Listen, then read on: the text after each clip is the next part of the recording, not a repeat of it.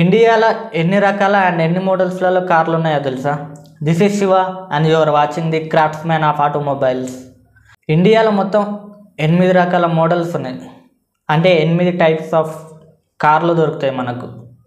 Like hatchback, sedan, SUV, MPV, coupe, mini vans and super luxury vehicles. మళ్ళీ ఎస్యూవీలో small, mid, premium.